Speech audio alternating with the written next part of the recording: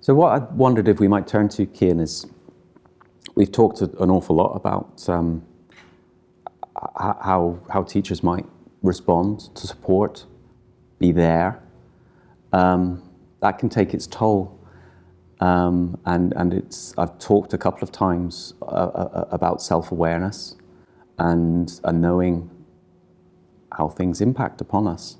So it strikes me that self-care, we know that as clinicians, the importance of it, the impact of the work that we do, and we support ourselves accordingly.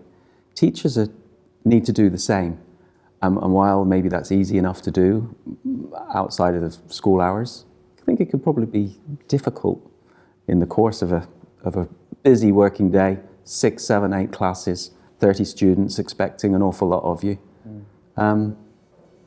How do we do that? It's a real tricky topic, because I think when even the word self-care can sometimes get met with an eye roll.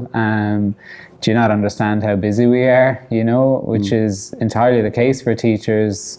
Look across their schedule or timetable for the week, and it's very difficult to find pockets where self-care is even possible, not a mind us being able to give tips on what to do. So I think it's important to acknowledge that first and foremost, and therein maybe lies the first opportunity to think about self-care. Actually is to look at your schedule across a week, looking at a timetable across a week and figuring out, are there any pockets here where I can get myself a bit of space? Are there spaces where I can ground myself or nourish myself or get myself the inner resources that I need to face into the rest of the day? And I wonder as well, sort of building on that, we obviously talk about self-care. I might be creating a new term here.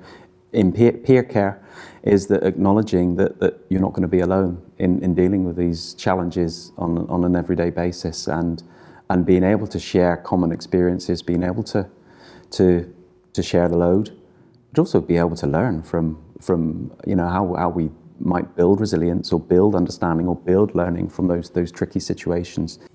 Having a network of people, like-minded people in similar positions, people who maybe have gone through similar situations before, that you can lean upon and learn from and see how they've handled it and managed it, and are there things that you could teach each other about what works for you, what works for them, and really helpful. And those things ideally could be structured into your week. But there's certainly nothing wrong with grounding yourself when you're in a moment of calm, and just taking a little bit of time, taking your foot off the gas, stop thinking about what's next, but thinking about now, thinking about being in the moment.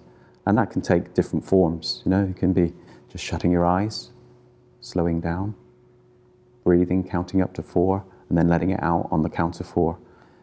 So that's a very basic technique, which if you can take yourself away for a couple of minutes, can be so helpful. You can hear self-care, you can hear diet, exercise, breathing, whatever, but actually prioritizing that is the big one. Reframing your thinking around what I need, where my inner resources are going to come from, and actually making sure you have that 5, 10, 15 minutes on a given day where you are actually going to boundary that space for yourself and not use that space to fill in other jobs, which is usually what we can kind of find ourselves going towards.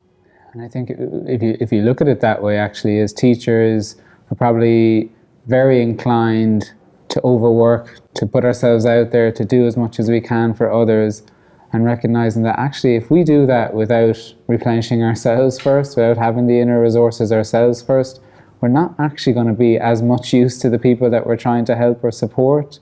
You can look for support yourself as well. Teachers aren't immune to feeling overstressed or feeling emotional discomfort or having those big or little T traumas themselves. So it might be very helpful to go and seek some support outside of the school arena as well. Maybe that's the most important message from these videos is that if you don't have that self-awareness about yourself, about how you are performing, how you feel in yourself, both physically as well as psychologically, then it's going to be much, much more difficult for you to do the work that our young people need you to do as a trusted professional in their lives.